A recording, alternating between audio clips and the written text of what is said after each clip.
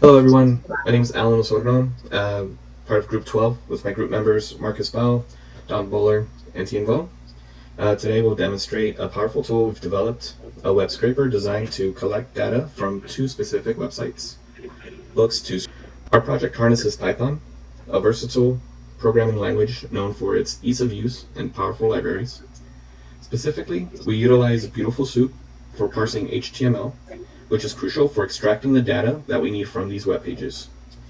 To ensure secure communication between our nodes and the database, we've integrated Paramiko, a Python implementation of SSH2, which helps in safeguarding our data transfers. Our data storage is PostgreSQL. We import requests as we bring in Beautiful Soup. This section of the code sets the stage for what we will see in the live demo. It shows how we initiate requests to the target websites and extract crucial data. For instance, the function scrape quotes. We start by sending a request to quotes to scrape.website using the requests library. Once we receive the web page content back as a response, Beautiful Soup parses this HTML content, enabling us to search through the HTML tree using tags like div, span, and small. This is how we extract each quote and its corresponding author.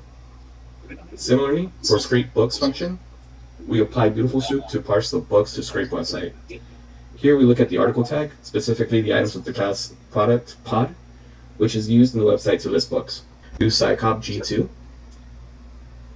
This function will run after scraping to store our data. In the second node block, we utilize scicop g2, a PostgreSQL database adapter for Python. The library is essential for integrating Python applications, allowing us to execute SQL commands through Python code efficiently. The use of this library in our project facilitates direct communication with our database, which is crucial for storing the data that we scrape from the web. In the create tables function, we define SQL commands to create tables for storing quotes and books if they don't already exist. This ensures that our database schema is prepared before we start inserting data, preventing any errors related to undefined tables. The method scicopg2.connect establishes a connection between Postgres and the. Let's move on to the live demonstration of our scraper in action. As I run the scraper, I'll explain each step and highlight the critical functions that make this process efficient and secure.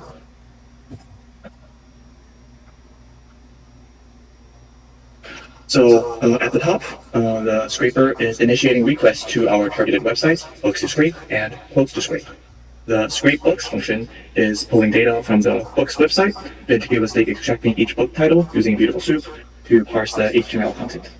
Meanwhile, the scrape quotes function operates similarly, but focuses on retrieving quotes along with their authors from the respective website.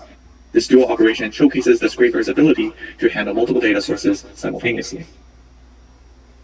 As the data is collected, it's temporarily stored in local buffers.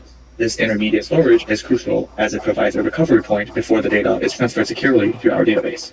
The use of Paramiko here is key. It ensures that the transfer of data from our scraper to the database server is encrypted and secure, protecting our data from potential interception. Let's take a closer look at the scrape quotes function. Notice how we use Beautiful Soup to search through the HTML for specific elements. This function is designed to find the div tag within the class quote, which contains the necessary data. Each quote and its author are extracted and printed, demonstrating how we can selectively parse and retrieve data in a structured format. As the scraper retrieves data from the website, it not only processes this data on the fly, but also temporarily stores it in TXT files on the local file system. This step is crucial for a couple of reasons. First, it acts as a safeguard against late data loss during the scraping process. In the event of a scraper failure or interruption, the data already written to these files remains intact, allowing the process to resume or restart without a complete loss of the data collected so far. Here's how it works. As each book title or quote is extracted, the data is immediately written to a TXT file designed for that specific type of data. For example, all book titles are stored in a file named books.txt, and similarly, quotes are stored in quotes.txt. I'll demonstrate that with the. You can see that the quotes server has the quotes.txt and the books server has the books.txt. This method not only organizes the data effectively, but also eases the burden on our system's memory, as it doesn't have to hold all scraped data in RAM simultaneously. Furthermore, using TXT files for intermediate data storage allows us to implement a simple yet effective file-based buffering system. This setup is especially useful in environments where database access might be delayed or needs to be batch processed for efficiency. Once the scraping session is complete, these TXT files are then securely transmitted to our database server using Paramiko, which encrypts the data transfer, ensuring that our sensitive data is protected from unauthorized access during transit. These operations illustrate not just the functionality of our scraper, but also its efficiency and security in processing and handling data. The seamless integration of Budo Soup for data extraction and Paramiko for secure data transfer exemplifies the robustness of our scraping system. Now that we've seen our scraper work, let's go ahead and take a look at the results it has produced and how this data interacts with our Postgres database. Need to show the text files that are generated.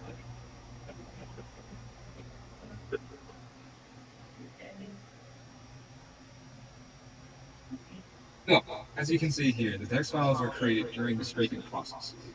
Books.txt contains all books titles as we extracted them from books.toscrape.com, and quotes.txt lists the quotes and their authors from quotes.toscrape.com. These files serve as a temporary repository before the data is securely transferred to our database. Let's now switch to our Postgres database to see how this data is stored and utilized. My colleague will connect to the database and perform a few queries to demonstrate.